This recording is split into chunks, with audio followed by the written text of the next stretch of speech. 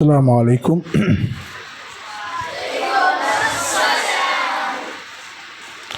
اب ہمیں جس گھڑی کا اور جس سانحہ کا انتظار تھا وہ ہمارے سامنے موجود ہے۔ تو سب سے پہلے کہ جس مجلس کے اندر کہ اللہ تبارک و تعالیٰ کی تعریف نہ کی جائے، اللہ تبارک و تعالیٰ کی حمد اور اللہ تبارک و تعالیٰ کا نام نہ لیا جائے تو وہ مجلس کہ وہ ادھوری رہتی ہے، ناقص رہتی ہے۔ تو اسی وجہ سے ہمارے مدرسہ کے استاد حضرت قاری زبیر صاحب پٹیل کو میں دعوت دیتا ہوں کہ وہ سب سے پہلے قرآن کریم کی تلاوت کریں۔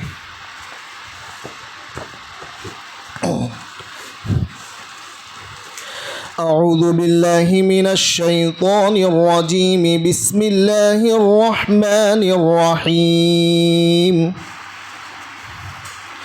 وَلِلَّهِ مُلْكُ السَّمَاوَاتِ وَالْأَرْضِ وَاللَّهُ عَلَى كُلِّ شَيْءٍ قَدِيرٌ۔ إِنَّ فِي خَلْقِ السَّمَاوَاتِ وَالْأَرْضِ واختلاف الليل والنهار لآيات لأولي الألباب الذين يذكرون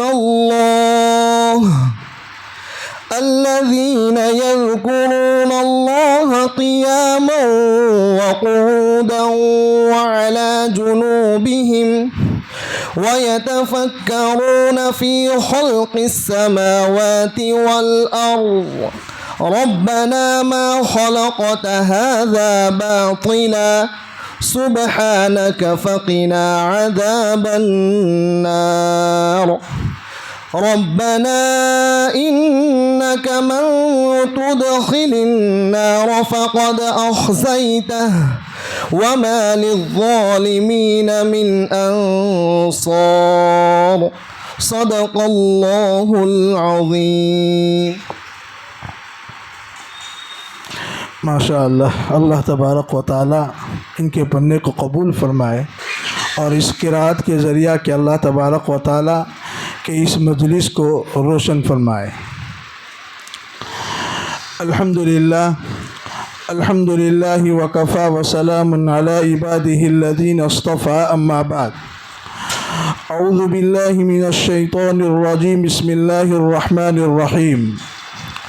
لئن شکرتم لازیدنکم ولئن کفرتم ان عذابی لشدید، صدق اللہ العظیم۔ محترم و مکرم اساتذہ کرام اور ہمارے تستی حضرات، کہ ہمارے سامنے وہ گھڑی اور وہ سانحہ کہ جس کا ہمیں انتظار تھا وہ گھڑی ہمارے سامنے آ گئی۔ اب ہمارے سامنے ہمارے مہمان خصوصی کہ جن کا نام ہے مولانا آدم احمد صاحب، کہ ان کے کلمات تشکر پیش کرنے سے پہلے کہ ان کا کچھ تعارف کیا جائے۔ سب سے پہلے یہ کہ مولانا آدم احمد صاحب کہ یہ ہمارے ماضی پرموخ مرحوم حاجی قاسم بیات کے فرزند حافظ احمد سعید صاحب بیات کے داماد ہے۔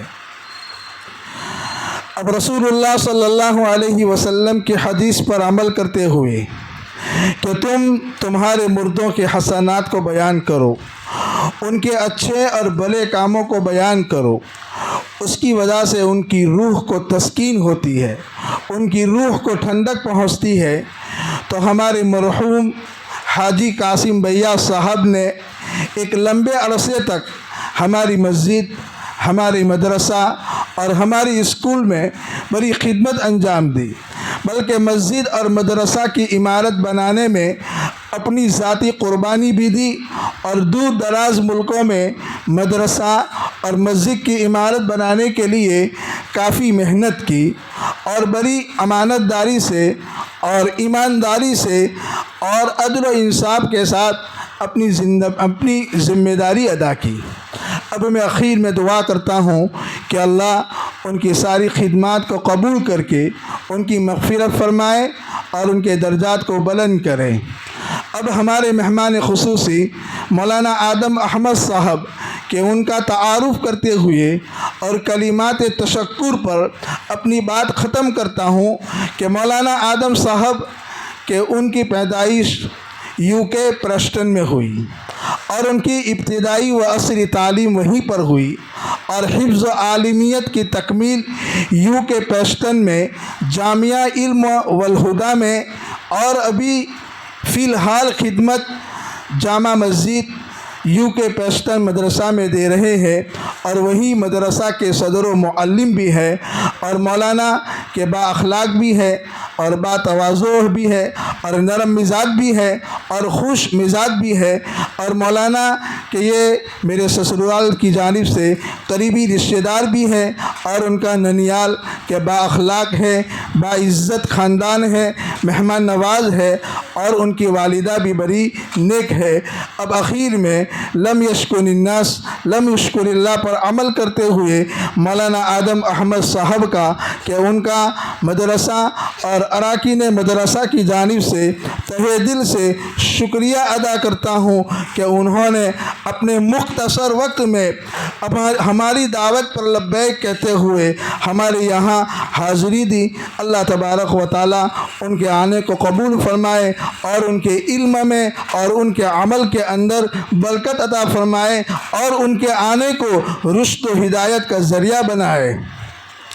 اب مولانا کا استقبال کرنے کے لیے اور ان کا خیر مقدم کرنے کے لیے ہمارے سنستھا کے اور ہمارے مدرسہ و اسکول کے جو پرمکھ ہے حاجی ابو بکر بیات کے ہاتھوں سے کہ ان کی سال پوشی اور ان کا خیر مقدم اور بوکے اور مومنٹوں کے ذریعہ کہ ان کا استقبال کیا جائے۔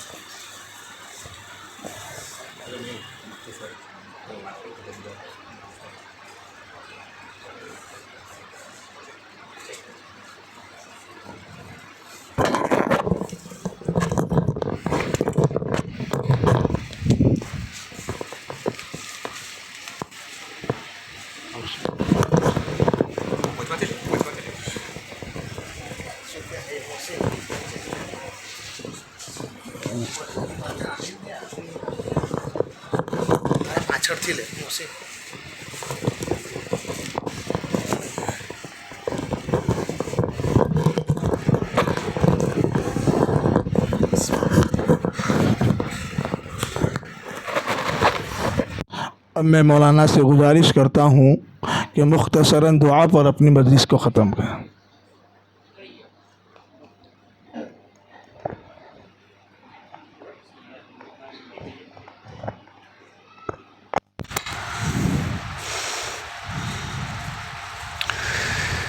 بسم اللہ الرحمن الرحیم نحمده ونصلی ونسلم علی رسولہ الکریم اما بعد۔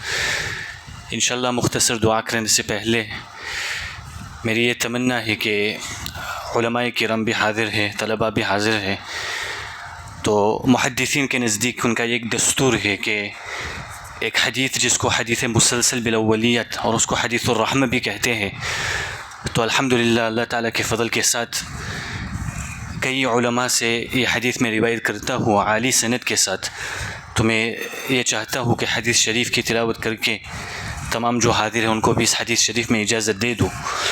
وبالسند المتصل مني إلى الإمام سفيان بن عيينة وهو أول وإليه انتهى التسلسل عن عمرو بن دينار عن أبي قابوس مولى عبد الله بن عمرو عن عبد الله بن عمرو بن العاص رضي الله عنهما وعنهم عن النبي صلى الله عليه وسلم قال: الراحمون يرحمهم الرحمن تبارك وتعالى ارحموا من في الأرض يرحمكم من في السماء.